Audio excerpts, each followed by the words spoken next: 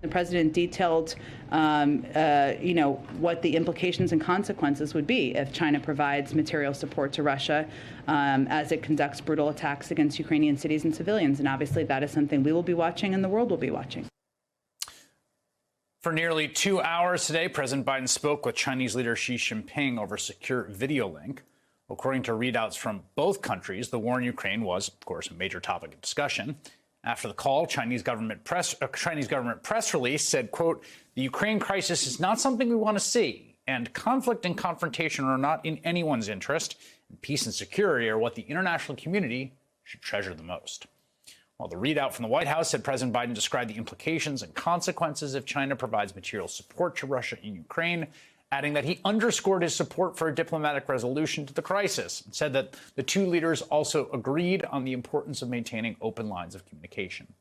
I'm joined now by someone who knows firsthand all about dealing with China as well as Russia. Kevin Rudd served as both Prime Minister and Foreign Minister for Australia. He's the author of The Avoidable War, warning about potential conflict between the U.S. and China. Prime Minister, I know that this is an area of deep expertise for you, and specifically because of where Australia is on the globe. You have strong relationships with the quote-unquote West, with the U.S., and also, obviously, China is very proximate to you. What is your assessment of the calculation here by the Chinese government and the diplomatic goals of the Biden administration, how achievable they are? Well, for the last several years, I've been president of an American think tank here in New York. And so we try and take a global perspective on this. I think Xi Jinping's objectives are basically along these lines.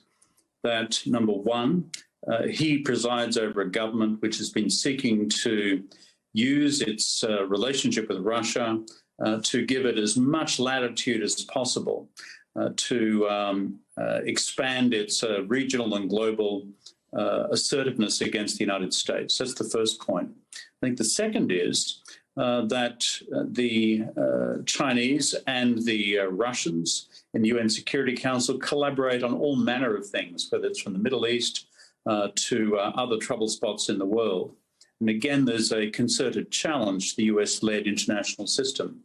And finally, there's something of what I describe as a Xi Jinping-Vladimir Putin bromance, reflected in the photographs currently on your screen, which is these authoritarian hard men with a common view that they are, quote, men of history, and seeking to roll back the tide of the American-dominated liberal international order.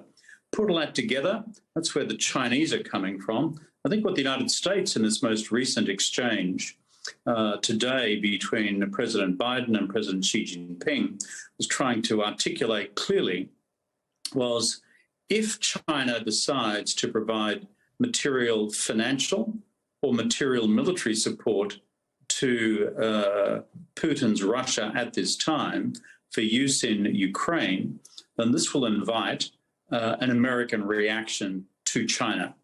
And that is the core communication which I think President Biden sought to deliver. I think the message has been received.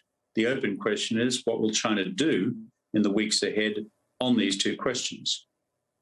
Yeah, just to the background here of some of those photos, 20 days before the invasion, there was this big announcement between the two countries that they had a friendship that has no limits, a phrase which can't help but be funny to me.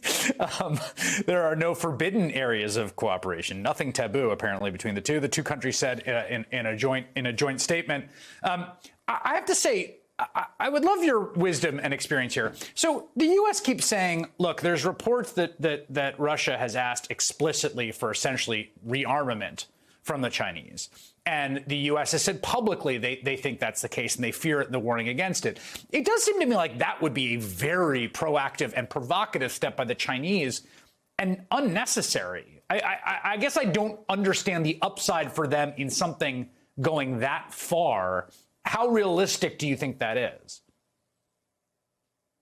Beijing, to some extent, is divided on these questions. I mean, I've spent the better part of 30 or 40 years rolling my head around these questions in one form or another, back to when I was a junior woodchuck in the Australian Foreign Service, serving in our embassy in Beijing way back when, and looking at the prism of Russia-China relations ever since. You see, I think the bottom line is that Xi Jinping has a view of Putin that they have a common cause against the United States, which represents a force multiplier for China's global diplomatic project and its regional efforts, even in Asia, to roll back the US-dominated order. And furthermore, what Russia does by virtue of its actions in Syria and in Europe, like in Ukraine, is it diverts American attention. It diverts the strategic focus of the United States away from the China challenge. So for those reasons, Xi has an enormous attachment to keeping Putin and Putin's Russia operational. I know the counter-arguments, which is the Europeans, historically fairly benign towards China, are now seeing China through a different lens. Secondly, the international community and the developing world is now voting against the Russian invasion, despite China sitting to the sidelines. And on top of that, there's always this danger that what Putin is doing, in fact, invites American financial sanctions down on China's head, and what I would describe as the Armageddon option. And all those things act against China's material interests, but never underestimate that for a Marxist-Leninist regime like the one in Beijing, politics and security always come first, and they trump economics. And that's the dangerous zone that we're in. All right. That was really illuminating. Former Australian Prime Minister Kevin Rudd, now the head of the Asia Society. Thank you very much.